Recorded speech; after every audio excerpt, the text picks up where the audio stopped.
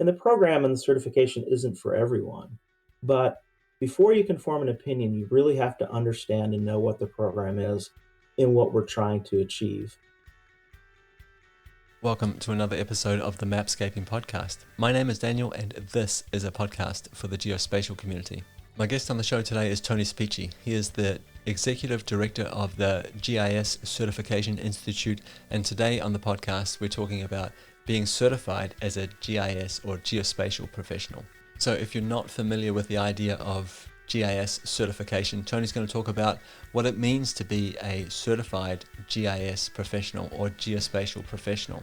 He's going to talk about the requirements, what the process looks like today, and what the future of the certification might look like. Hi Tony, welcome to the podcast. Today we're going to be talking about the GISP certification, the GIS professional certification. You know a lot about this. And I think before we get into that side of the conversation, would you mind just introducing yourself to the listeners, perhaps telling us where you are now in terms of your GIS, geospatial career, and how you got there? Thank you, Daniel, and thank you for inviting me.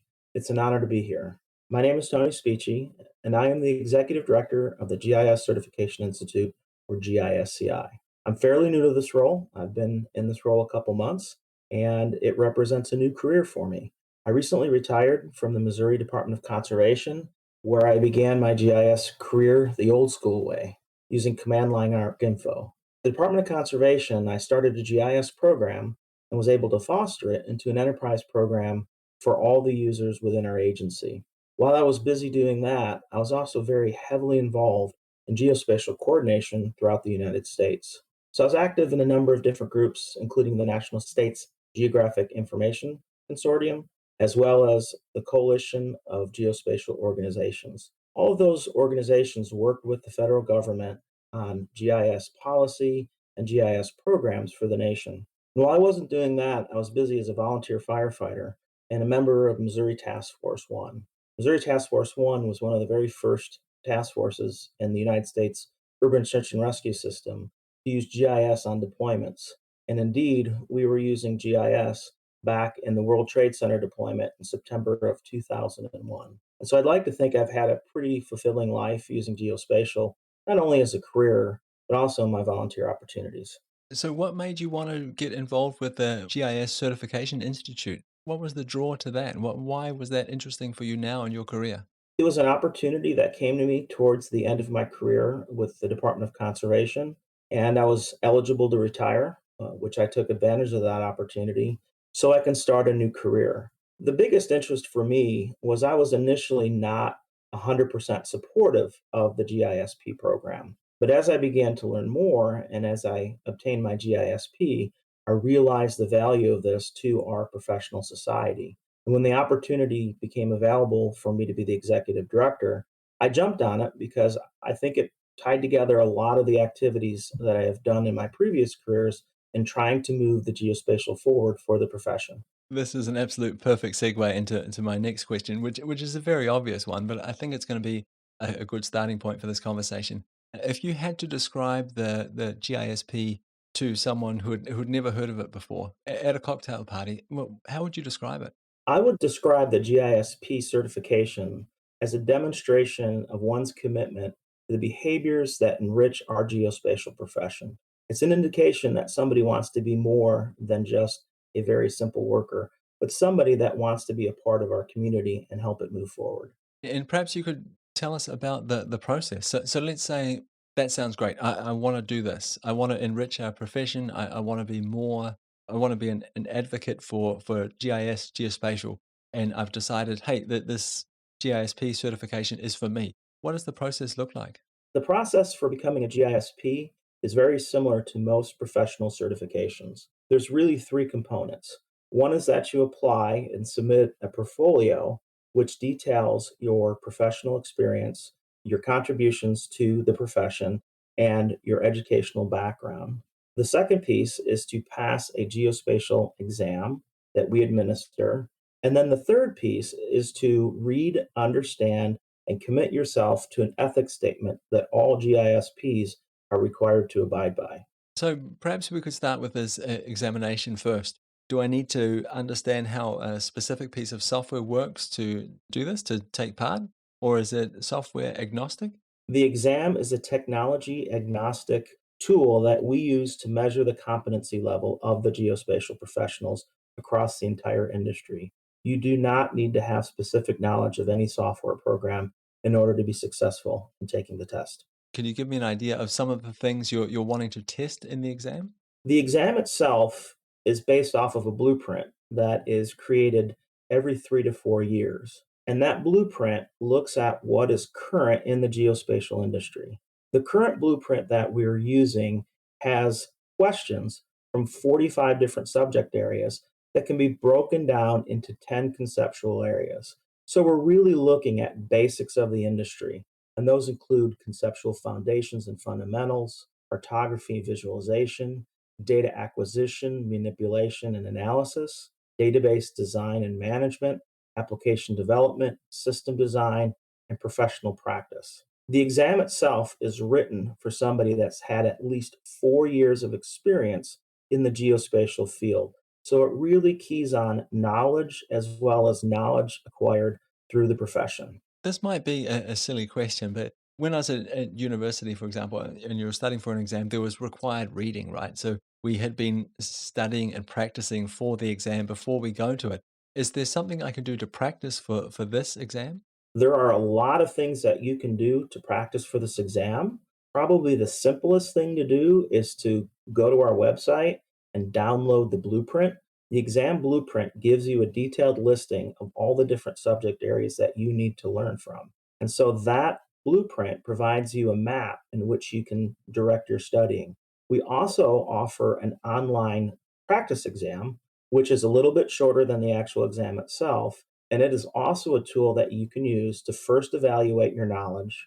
You'll get a score. You can see where your areas of improvement are. Do that studying and then take the test a second time to see how much you've learned and how much you've grown. Unfortunately, as anybody who's been in the geospatial industry can tell you, there's not a single book that can provide all the answers. So we do provide study guides and that blueprint to point you in the right direction and help guide you as you look towards those resources to help you study for the exam. You mentioned this certification was made up of three pieces. The first one was this exam, and you've done a great job of sort of walking us through that, telling us what it's about, and how we could perhaps prepare ourselves for that. The next bit I want to talk about is the portfolio. And I believe that you used the idea of we could demonstrate contributions to the geospatial world, to the GIS community. Could you say a little bit more about the portfolio? What are you looking for? Absolutely. So in the portfolio, we are looking at three different areas. One is education, so continuing the knowledge gaining process as you move through your career. The second piece is experience, so actually working in the geospatial industry. And then the third piece is the contributions to the profession. That is a very broad category, and there are a number of different ways that folks can contribute to the profession. Most folks contribute through participation in professional societies. And we don't really define which professional societies apply. We keep it very broad. As long as the professional society is doing something to advance the geospatial industry, it counts in that portfolio. And so, examples of activities would be serving on a board or serving on a committee, having a leadership role in one of those organizations, participating in educational events such as conferences or seminars or workshops. A lot of our GISPs get their contribution points through volunteering.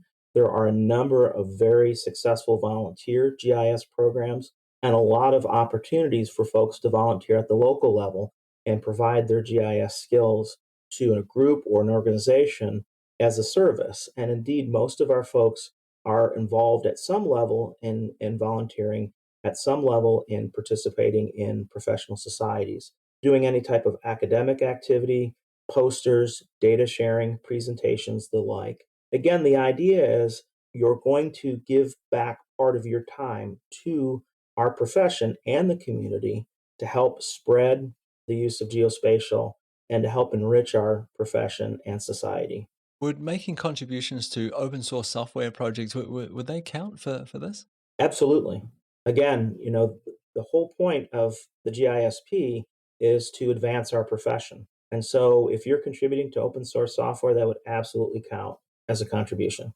I think the third piece of this was ethics. Would you mind explaining to the listeners what you mean by that? We ask that all of our GISPs commit to ethics in four key areas. They are obligations to society, obligations to employers and funders, obligations to colleagues and the profession, and then obligations to individuals and society. And what might those obligations be? Is it just be a good person or do the best work you can, or is it something deeper? I think it is those things and more. Really, it's the whole point of the ethics is that you're going to commit yourself to integrity, honesty, and promote those ideas within the profession. So, examples would be doing the best work possible, contributing back to our geospatial and broader community to the extent possible, speaking out about issues, making sure that the quality of your work is exceptional. We have a lot of opportunity right now with the pandemic and other geospatial applications in the health field to ensure that we are providing the best possible data so that decisions that could be made on individual health as well as collective health are done with the best possible data. And so part of that ethics is that you're not simply going to just do the job and walk away. You're going to do the job to the best extent that you're capable of. And if the data itself or the product itself doesn't meet the standards that are necessary for the requirements, you're going to find a way to get them to those standards and make sure that the folks that are working with that information know and understand the limits of the data itself. Thank you very much for walking us through that. Is there any kind of consequences if I am found to be not upholding these ethics? An ethics process that we do have available through the GIS Certification Institute.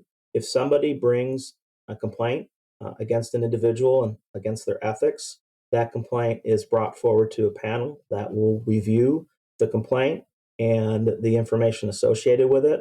They will investigate and then they will make a decision. If the individual GISP has been found to violate the code of ethics, the GISP certification will be removed from that individual. Can you point to any other sort of geospatial adjacent industries where we see the similar kind of standards and certification with these similar expectations? I guess what I'm looking for here is just something we can compare ourselves to see that this has been deployed successfully in other domains. Well, I can't speak to any of the individual certifications outside of the GISP as they relate to ethics because I'm not aware of them.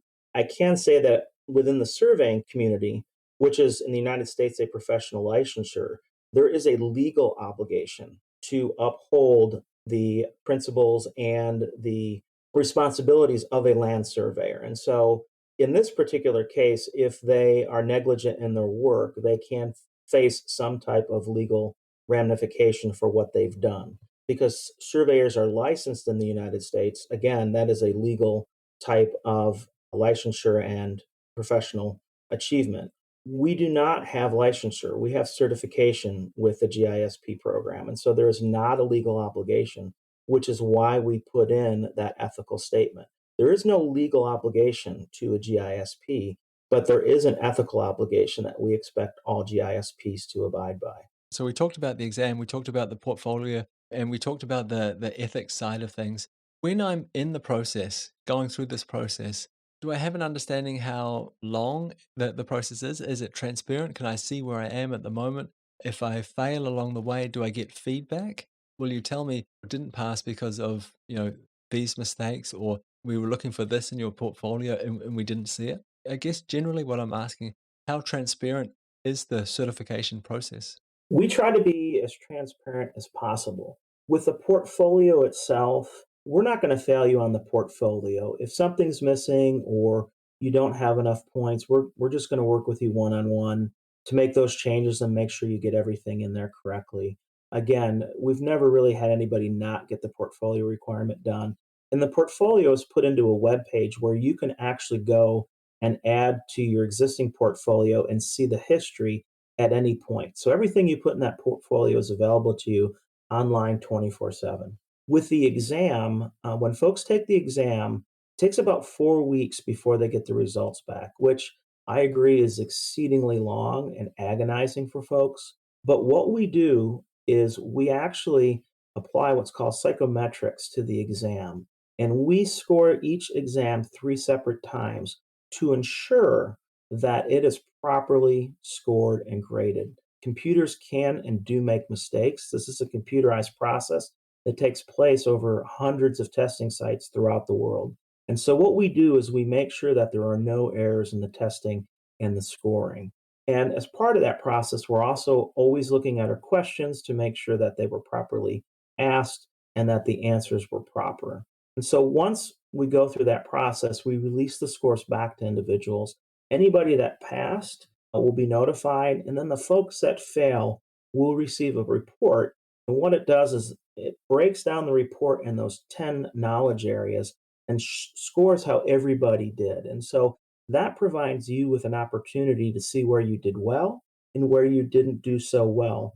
And it gives you a basic understanding of how you did in those subject areas.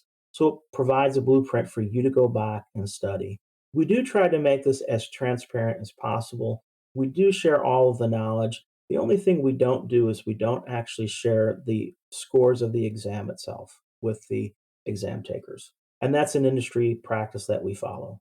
So let's say I've decided that this is something I want to have. I want to be known as a GIS professional. I start the process. I pass the exam. My portfolio is up to scratch. I sign my ethics statement. What happens next? So once you get all the paperwork in, you become a GISP and you receive a certificate stating so. And the GISP initial certification is for a 3 year period. So during those 3 years, you have the certification and you are entitled to the benefits of it. But at the end of 3 years, the certification expires. And so, what we ask all recertifying geospatial professionals to do to maintain their GISP is to submit another portfolio that looks at those same 3 fields: contributions, education, and experience, and then sign another ethics statement, basically just recommitting to the ethics. And so this recertification process is very similar to the initial portfolio application. However, it just looks at the 3 years of experience that you've obtained since your initial certification. And so what we're asking our folks to do is to continue to educate themselves and continue to contribute back to the profession. And so essentially what we're saying is you've met all the obligations of a GISP. Now we expect you to continue to meet those obligations as you move forward. Recertification is not a difficult process. Anybody that's maintaining activity in the geospatial field will have no problem recertifying. It's just a way of measuring and ensuring that our GISPs are continuing to meet the obligations of the certification. Can you give us an idea of how many GISPs that there are out there in the world and perhaps where they are? I have a feeling that they're going to be concentrated in North America. So you're absolutely correct. The majority of our GISPs are in North America. Over 10,500 individuals have achieved their GISP certification. There are roughly about 6,500 active GISPs. Not all GISPs maintain their certification. A number have retired, or a number have moved on to other fields and haven't recertified. Of those 6,500 GISPs, we have GISPs on all continents except Antarctica. And there's a possibility that there is a GISP involved in research in Antarctica, but they don't have a permanent mailing address. So we can't claim that yet. We have GISPs in 59 countries, and we do have a global reach. But the vast majority of our GISPs are in North America, specifically the United States and Canada. I understand why people would want to do this, right, from a professional development standpoint.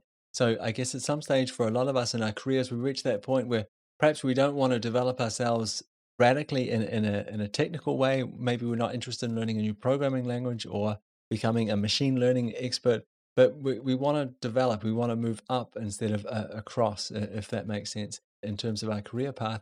Do you see GISPs, do they get any sort of financial benefits from this? Can we document that if you get this certificate, you do commit to this certification, that you're more likely to go up in wage, for example? We do know that GISPs tend to make more in their profession than their peers. The most recent salary survey that was done, which is now a couple years old and will be refreshed fairly soon, indicated about 60% of all GISPs receive some kind of compensation increase once they got their certification. So it's not necessarily all GISPs. It really just depends on who and where you work for, but a number of them do. We also know that many of the GISPs employers will pay for their certification, they'll pay for their testing, and most importantly, they'll pay for their educational achievements as they continue to grow in the profession, which is a very important component of being the GISP, is that educational component as well. And so we do see that a number of them get additional compensation of some form, and we do see that there's a preferential in a lot of different hiring processes for a GISP over a non-GISP. I realize this certification has been running for a while now, but do you see the push coming from any particular side, like in order to support this kind of certification? Is there a push from the employer side or a push from the employee side? In the private sector, we see a push coming from the private sector industry itself, requiring that all incoming employees either have a GISP or commit to working on the GISP once they become employed. When we look at some of our government or academic sector folks, then the push typically is coming from the individuals themselves, again, because they want to improve themselves as a geospatial professional, but they also want to gain that certification as a benchmark to exhibit the characteristics that they have and the qualifications they have to be a geospatial professional above and beyond the non-GISPs. This might sound like a trivial question here, but GISP, so Geographic Information Systems Professional, is that what it stands for? And the reason why I'm asking, because I noticed that you referred to GISPs before as geospatial professionals. Is this something bigger than GIS? Well, that's a very good question. And I think it begs kind of the discussion of what is GIS versus what is geospatial. When I got started 30 years ago, GIS was the only word that we had to describe our profession, and virtually nobody knew what it was. Today, I would argue that it's really more of a geospatial field, right? We've grown beyond just the GIS software itself. And indeed, most folks still don't know what GIS is, but a lot of folks do know what geospatial is. And that's really where we've headed with our program. When you look at the exam and when you look at the knowledge areas, the reason we update our blueprint every 3 to 4 years is because the technology changes and it's really broadening itself. And so the next blueprint likely is going to have questions on new technology or relatively new technology, such as UAS or drones, some of the changes in the satellite sensor sector, and the like. And so it is a growing field, and it is definitely something that we try to make sure that we broaden in our scope. But at the end of the day, the name that we started with is the name that we're going to stick with. And indeed, we usually just say GISP and don't spell out or state out the GIS component of it because it really is certification for a geospatial professional, not somebody that's really locked into just the software side of GIS. I completely agree with you, and I understand where you're coming from here. I'd just like to go back to the idea of recertification. So I'm pretty sure that you said that we actually only need to show up with a portfolio and sort of prove that we have maintained our skills, we are continuing to learn and continuing to contribute back to the community at large. But it didn't sound like we needed an exam.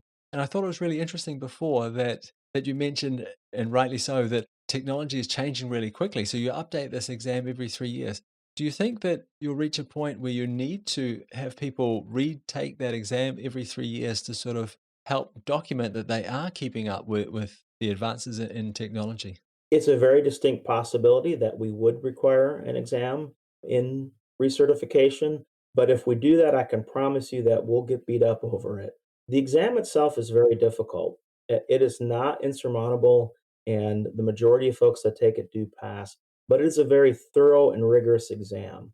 I think what's more likely as we start seeing our field diversify significantly more is that we're going to start looking at different certifications to complement the GISP. Certifications that are very specific to certain parts of our industry. How we get there is to be determined. It could be an additional test or it could be an additional set of criteria. But we definitely are going to continue to monitor the GISP program, and we are going to make the changes that reflect what's going on with the field. So I would say it's a possibility, but it's not a plan at this point. And it would make more sense because again, like when we think about the geospatial industry, I mean, there are so many different aspects you could be working in, right? And still calling yourself a geospatial professional. My day job, for example, I'm using a desktop GIS platform, and I have that sort of traditional GIS stack. And this is the skills I use each day are vastly different from the kind of skills a geospatial professional needs who's working with machine learning and real-time satellite imagery.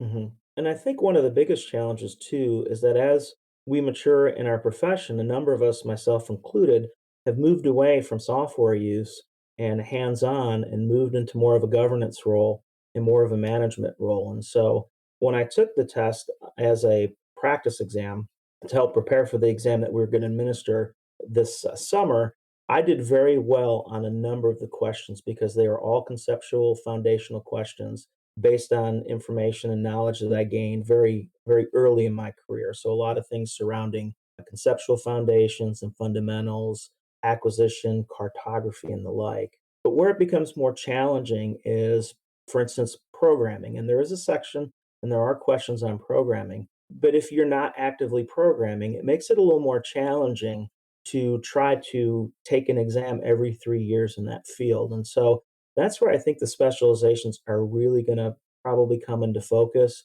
because we really are branching out. We are heading in different directions. But at the very core, if you're going to count yourself as a geospatial professional, you do need to have that fundamental data set at the start of your career because it really sets you up in whatever direction you go. And so if you're into programming or if you're into remote sensing, you're still dealing with databases, you're still dealing with cartography and visualization and analysis of those data sets. And so there is that similarity.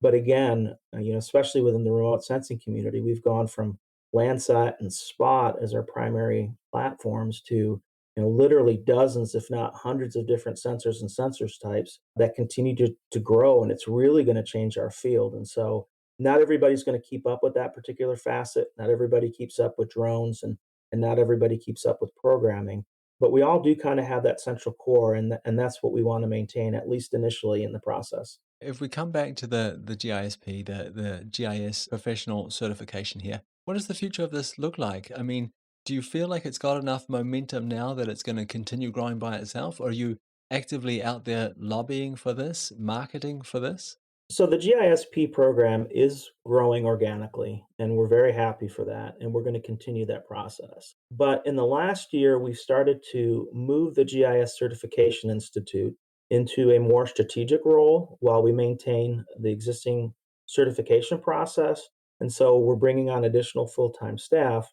And really, what we want to do is we want to start a much broader dialogue with the geospatial community, both within the United States, but also internationally because we want to make sure that our program remains relevant for not only the existing GISPs, but all of the future GISPs. And so we've started a strategic process. We're looking at a couple initial opportunities, such as a GISP retirement certification for folks that have retired.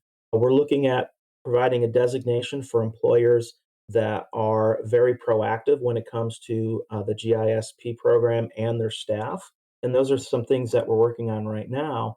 But long term, we're looking at working with our college students a lot closer, looking at potentially developing a new exam and opportunity for students as they leave college to enter the GISP. So it would be a first step in the GIS process and something that we could provide a mentoring path for those students. We're also looking at broadening our community and the organizations that represent and contribute to the GISCI. And so we want to talk with folks that aren't GISPs when we develop our exam and programs, make sure that we have that broad perspective.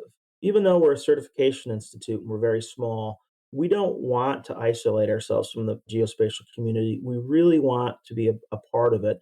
And even if you're not a GISP, we still want to hear your perspective and your ideas because we want to represent the entirety of the geospatial profession, not just our GISPs. And so it's going to take a lot of work, but we're positioning ourselves to be able to do that. And indeed, we're already starting some of those dialogues, both within our member organizations, but also outside.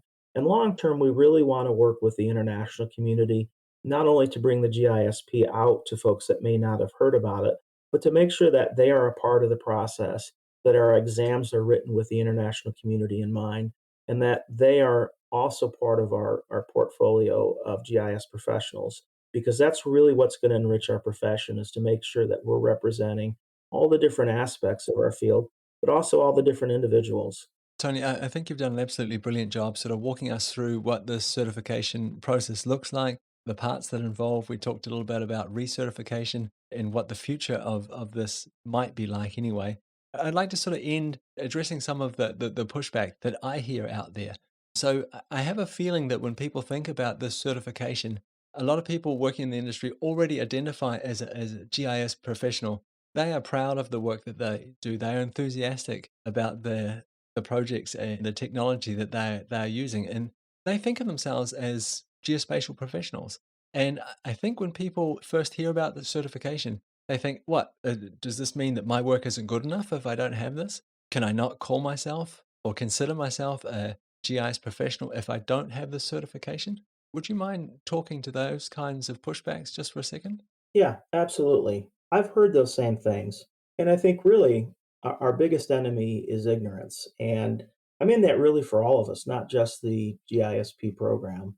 We recently did a survey in one of the organizations I represent, and it was really designed to ask members their opinion of the GISP program for their entire organization. But it was very clear in some of the responses that came back negative that the individuals really didn't understand what the program was. They were relying on opinions they made 10 and 15 years ago. And indeed, what we found was that a number of our older, more seasoned geospatial professionals came back and said, initially, I didn't have a very high regard, or I didn't really have a very high interest in the program. But as I began to learn more about the program, as I saw people around me getting their GISP certification, and I educated myself, I realized that there was a high value to the program. And the program and the certification isn't for everyone. But before you can form an opinion, you really have to understand and know what the program is and what we're trying to achieve. And indeed, I think when most people understand the program, they begin to see an appreciation and a value for what we're doing. The GISP program isn't unique. There are over 16,000 certifications, professional certifications in the United States alone, and there's a lot more worldwide. We're not inventing something new. We're just bringing professional certification to the geospatial industry and applying it as an opportunity for all. And I really like the quote of William or Bill Johnson. He is the Carpe Geo evangelist, currently at AppGeo, but former CIO and GIO for New York State.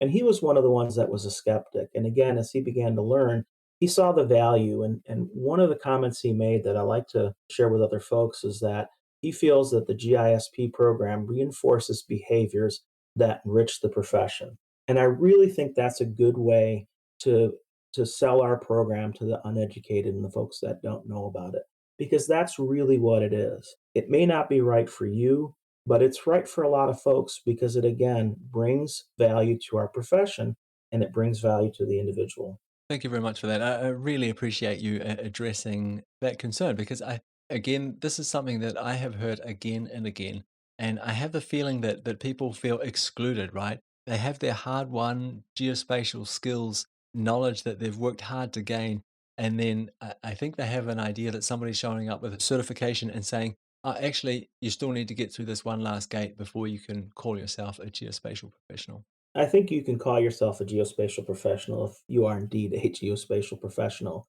The GISP certification adds to that professionalism. And indeed, we don't try to exclude ourselves. We don't want to exist in a vacuum. We are very, very open to the community. We want to make ourselves known to all. We want to see all of our GISPs applicants succeed and our existing GISPs succeed as well. And so if you're involved with the process, you know that we do everything we can to help you through that process. We post the blueprint on our website. We want folks to pass the exam because the exam's not set up really as a filter to get rid of the folks that don't deserve it. It's set up as a barrier in which to measure your educational knowledge. And so you really just need to educate yourself to pass the exam. It's not designed to trick you, it's just designed to test your knowledge. And if you don't have enough of the knowledge, it encourages you to go back and get it. And so we are not by any means an exclusionary group. We invite all. And whether you choose to be a GISP or not and get that certification, we still want to hear from you, and we still want to be a part of the community. Tony, thank you very much for your time. Thank you for your patience. Thank you for walking me through the process, what it looks like today, what it will look like in the future. And thank you very much for addressing some of those concerns that I've definitely heard out there in the community. I really appreciate it. Before I let you go, where can the listeners go if they want to reach out to you personally, continue this conversation, ask more questions, or perhaps find out more about the GIS professional certification? Folks can visit us at our website, gisci.org. My contact information is in there. I would love to hear from folks. Folks can reach out via email or they can give me a phone call. Really want to hear from the community, and really want you just to check out the website and learn a little bit about the program and educate yourself. Thanks very much for your time, Tony. I really appreciate it. Well, thank you. I appreciate you making time available for me. And I really appreciate that you asked some of those harder questions. So I think this episode might polarize people a little bit. I think some people will listen to this and say, yes, this is for me. This is what I've been looking for, a chance to distinguish myself. And I think other people will listen to this and say, what, am I not enough? Is it not enough? The work that I'm doing now, is it not good enough? Do I not get to call myself a geospatial professional because I am not certified? I'm not convinced that this is a great way of thinking about this. I think we should be thinking about this in terms of the kinds of signals we want to send. So if you are the kind of person that wants to be certified as a GIS professional, great. You're going to send the signal to the world that I am a GIS professional. I believe in this certification. And you will attract other people that also believe in that certification. People will see the signal that you're sending and they will decide whether or not they want to engage with you. And I'm assuming the people that want to engage with you are people that are also looking for people that are certified as geospatial or GIS professionals. So we can use it to find the people. We can send a signal, hey, this is me. I believe in this. I am going this way. And this will help other people find us. It'll help us find the others. And so maybe this is not the kind of signal you want to send. Maybe you want to send another kind of signal. Maybe you're sending the kind of signal that says, hey, I believe strongly in open source software. That is why I am contributing to it. That is why I am involved in the community. That's the kind of signal that will attract the others. That's the kind of signal that will help other people decide how they should engage with you. I think if we ask both these people to perform a specific geospatial task, a geospatial analysis, I think in a double-blind test we wouldn't be able to tell who was who. So this kind of begs the question, why are we doing this? What's the point? Well, I think the point is sending a signal, attracting the others, letting people know what we believe in, what we stand for, where we're going, and perhaps how they should think about engaging with us. Maybe aligning ourselves with brands and symbols that are easily identifiable is more about community than it is about alienation. I think all of us want to belong. I think we want to be part of something. I think we want to see that we are not alone. And I think the signals we send have a huge role to play in this.